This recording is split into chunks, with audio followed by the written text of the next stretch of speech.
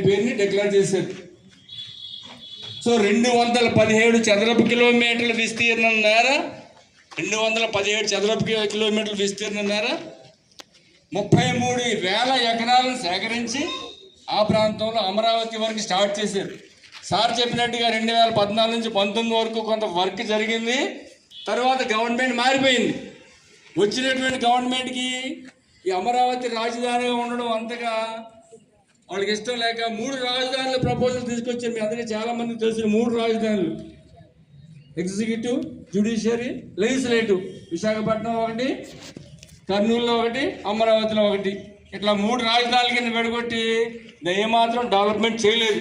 మళ్ళీ 2024లో కొత్త ప్రభుత్వం అంటే ఎవరైతే అమరావతిని రాజధానిగా డెవలప్ మళ్ళీ రీస్టార్ట్ చేశారు. అమరావతినే చేయాలి. దీన్ని ఎవ్వరూ ఎప్పుడూ మార్చడానికి వీలు లేకుండా పార్లమెంట్లోనే చట్టం చేశారు. అది ఈ రోజున జరిగింది.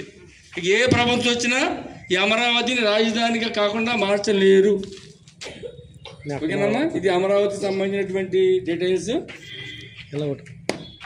దీనికి సంబంధించి కొన్ని స్లోగన్స్ కూడా మీకు ఉన్నాయి, అది చెప్పించాలి. కాబట్టి అన్స్టాపబుల్ అని చెప్పండి. అమరావతి, అమరావతి, అమరావతి, అమరావతి అని చెప్పండి. 1 state 1 capital 1 vision. 1 state 1 capital 1 vision. Andhra Pradesh అని చెప్పండి. అమరావతి, అమరావతి, అమరావతి, అమరావతి చెప్పండి. Peoples capital, peoples capital, 1 state 1 capital 1 vision.